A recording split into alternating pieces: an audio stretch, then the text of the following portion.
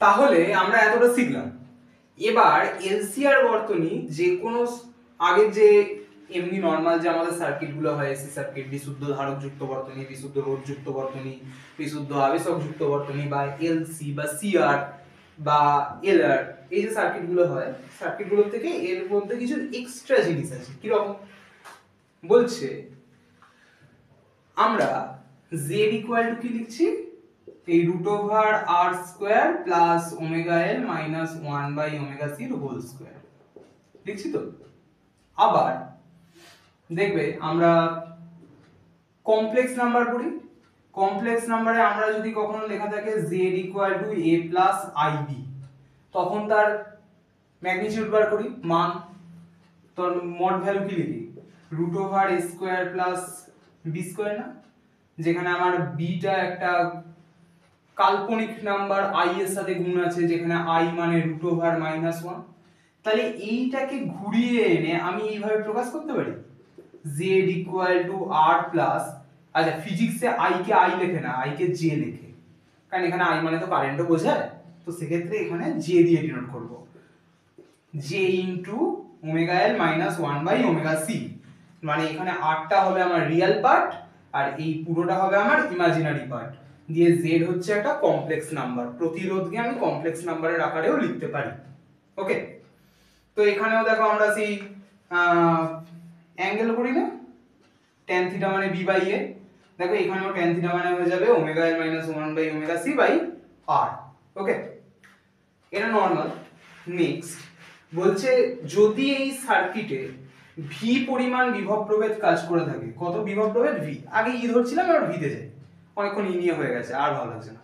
তাহলে current i সমান কি হবে, বিভব বাই মোট রোধ প্রতিরোধ z, তার মানে হচ্ছে v by root over R square plus omega L minus 1 by omega C whole square.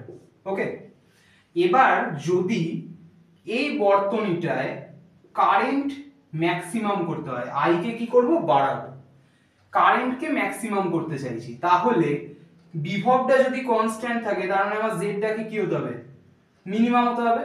Current তখনই ম্যাক্সিমাম হবে যখন রেজিস্ট্যান্স কি হবে, মিনিমাম হবে। z মানে আমার ইম্পিডেন্স, ইম্পিডেন্স মানে বর্তনীটার মোট রোধ, সেটা কি হবে, মিনিমাম হবে। z টা কখন মিনিমাম হবে, যখন আমার এই ভেতরে এই গোটা পোরশনটা মিনিমাম হবে, নিচেরটা, নিচেরটা কখন মিনিমাম হতে পারে, r টা তো কনস্ট্যান্ট, তার মানে এই যে হোল স্কয়ারের টার্মটা যখন মিনিমাম হবে, একটা হোল স্কয়ারের মিনিমাম ভ্যালু কত, 0, কারণ 0 থেকে নিশ্চয়ই নেগেটিভে যাবে না, তার মানে omega L minus 1 by omega C এর হোল স্কয়ারটা কি হয়ে যাবে, 0 হয়ে যাবে। কখন, যখন i টা ম্যাক্সিমাম হবে, কারণ i ম্যাক্সিমাম মানে z মিনিমাম, z মিনিমাম তখনই যখন এই ভেতরের টার্মটা 0, that means omega L minus 1 by omega C equal to 0, that means omega L equal to 1 by omega C. Omega L কি বলেছিলাম, এক্সএল না, আবেশীয় প্রতিঘাত, আর 1 বাই ওমেগা সি মানে xc, ধারকীয় প্রতিঘাত, তার মানে আবেশীয় প্রতিঘাত আর ধারকীয় প্রতিঘাত সমান হলে এলসিআর শ্রেণী বর্তনীতে কারেন্ট কি, ম্যাক্সিমাম। কারেন্ট ম্যাক্সিমাম যখন হবে তখন সেই কন্ডিশনটাকে বলে রেজোন্যান্স, অনুনাদ। তাহলে এলসিআর শ্রেণী বর্তনীর অনুনাদের শর্ত হচ্ছে xl xc। ওকে, দেন এখান থেকে আমরা যদি ওমেগা বার করি, তাহলে ওমেগা স্কয়ার ইকুয়াল টু কি হবে, এল টাকে নিচে পাঠিয়ে দিই, omega square equal to 1 by LC, that means omega equal to 1 by root LC. Okay, এই ওমেগাটা একটা স্পেশাল ওমেগা, যার জন্য কি হয়েছে, omega L equal to 1 by omega C হয়েছে, সেই কারণে এই ওমেগাটাকে আমরা ওমেগা নট দিয়ে ডিফাইন করব, ওমেগার নিচে একটা 0, ওমেগা নট। এই ওমেগাটার নাম হচ্ছে অনুনাদি কৌণিক কম্পাঙ্ক, রেজোন্যান্ট অ্যাঙ্গুলার ফ্রিকোয়েন্সি।